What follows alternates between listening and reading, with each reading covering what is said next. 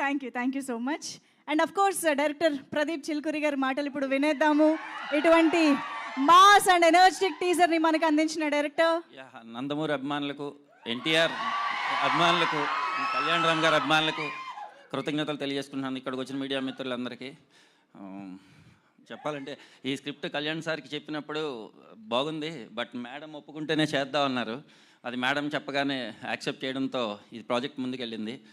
దీన్ని నేను మేడంకి, సార్కి కృతజ్ఞతలు తెలియజేసుకుంటున్నాను. అండ్ మా ప్రొడ్యూసర్స్ నాకు ఏమి ఇబ్బంది పెట్టకుండా హ్యాపీగా ఈ సినిమా చేయడానికి కారణమయ్యారు. థ్యాంక్స్ చెప్తున్నాను సార్. అండ్ నాకు టెక్నీషియన్స్, నా డైరెక్షన్ టీం మెయిన్లీ, అండ్ నాకు శ్రీకాంత్ విస్సా గారు సపోర్టు, అండ్ నా డైరెక్షన్ టీము, అండ్ మా రైటర్ హరికృష్ణ, అండ్ అందరూ చాలా సపోర్ట్ చేశారు. డైరెక్షన్ టీంలో ముఖ్యంగా సురేష్ అండ్ శేషు అండ్ శ్రీను గారు అండ్ అశ్విన్ అండ్ పార్దు అందరూ కూడా, అండ్ మా art director Brahma and Ajaneesh. Mainly నాకు ఇక్కడ నుంచి అంతా అజనీష్ గారు కూడా చాలా సపోర్ట్ చేస్తున్నారు.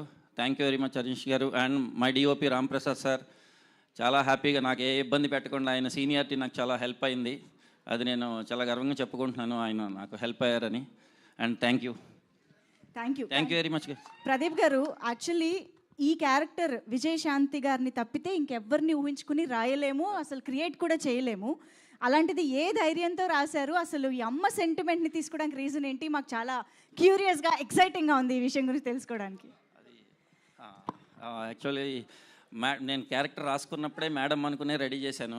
రెడీ చేసిన తర్వాత మా ప్రొడ్యూసర్ గారు సార్కి చెప్పే ముందే ఇది ఈ మేడం ఈ కాంబినేషన్ అనుకుంటున్నాను సార్ అని, కానీ సార్ యాక్సెప్ట్ చేశారు సునీల్ గారు. తర్వాత హీరో గారి దగ్గరికి వెళ్ళినప్పుడు సార్ కూడా మేడం అని, నేను అంటే కథ చెప్పేటప్పుడే మేడం అని నేరేట్ చేశాను. సరే నువ్వు మేడం చేస్తాను వైజయంతి అని, అంటే నేను ఇన్స్పైర్ అయింది కర్తవ్యంలో మేడం క్యారెక్టర్. ఆ క్యారెక్టర్ని చూసి అలాంటి క్యారెక్టర్ మళ్ళీ మేడం చేస్తే బాగుంటుంది అనుకున్నాను. అలాగే ఈ క్యారెక్టర్ రెడీ చేశాను. వావ్, చూసారా మ్యామ్, ఈ జనరేషన్లో కూడా మీ ఫ్యాన్స్, మీ క్యారెక్టర్ ఫ్యాన్స్.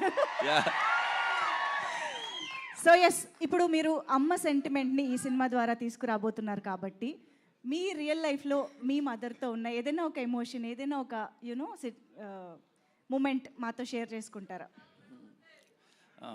మా మదర్ చిన్నప్పటి నుంచి నన్ను చాలా బాగా చూసుకున్నారు. ఎందుకంటే ఫాదర్ సరిగ్గా ఉండేవారు కాదు, బట్ మదరే అన్నీ నాకు. మదర్ లేకపోతే నేను ఇలా ఉండేవాడిని కాదు. అందువల్ల మా మదర్ ఎప్పుడు ఒక థింగ్ అని చెప్పడానికి ఒకటి కాదు, అన్నీ చాలా ఉన్నాయి చెప్పాలంటే.